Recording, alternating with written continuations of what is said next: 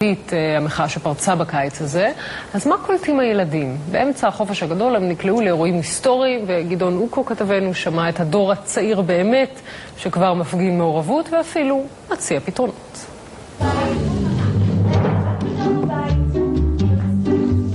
כשפתאום השלג הראשונים החלו לרדת, הסתכלו 5 עכברי השדה הקטנטנים בין אבני החומה.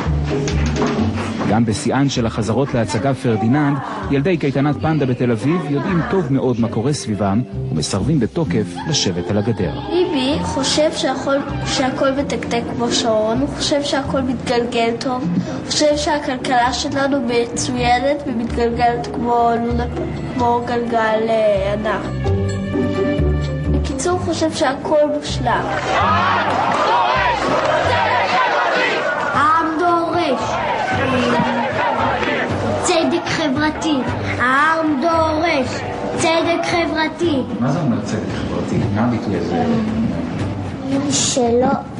שלא יהיו אנשים עניים ושכולם יוכלו לחיות פה עם בית ומה שהם צריכים לבית, מה שהם צריכים כדי לגדול ולחיות. אני לא טוב, אין לי בית על הגב. זה קשור יותר לדעתי כל האופר והצ'ופרים האלה, שהם הבעלים של כל הרשתות הגדולות ושהם גוזלים ממנו יותר כסף.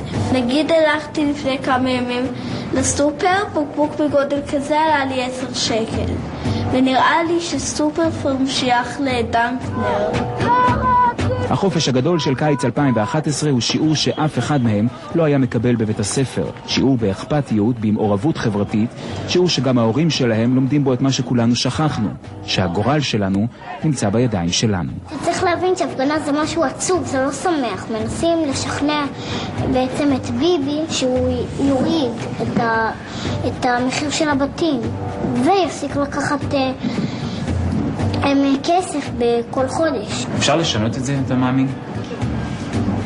שביבי אחראי על זה. מקסימום אנחנו נותנים לו ניסים, שהוא יעשה עם הניסים דברים שהם חכמים, לא סתם לתקן מנורות ודברים כאלה. טוב, אז צדק חברתי, אנחנו עושים ככה מעכשיו. בסדרת האוהלים שהפכה לסמל למחאה, מצאנו היום אוהל אחד שמשמש כבית הספר היחיד שפועל באמצע החופש. בית הספר למהפכה. להוריד את המחירים בבתים ושיהיה פחות מבחנים בבית ספר.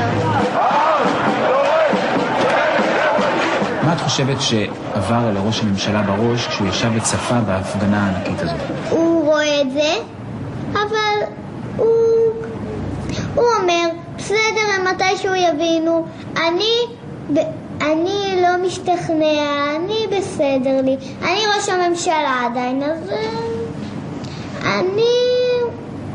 אני מחליט על העיר הזאת. אז אולי רוחות השינוי לקחו איתן קצת מהתמימות שלהם, אבל איזה מזל שהם עדיין ילדים. תנסו לנחש איך כל זה יסתיים. גם הסרטים נגמרים בטוב, גם המכות וכל הסרטות, וכל מה שמקבלים נגמר בטוב ששוכחים את זה. אז בטח גם זה ייגמר בטוב.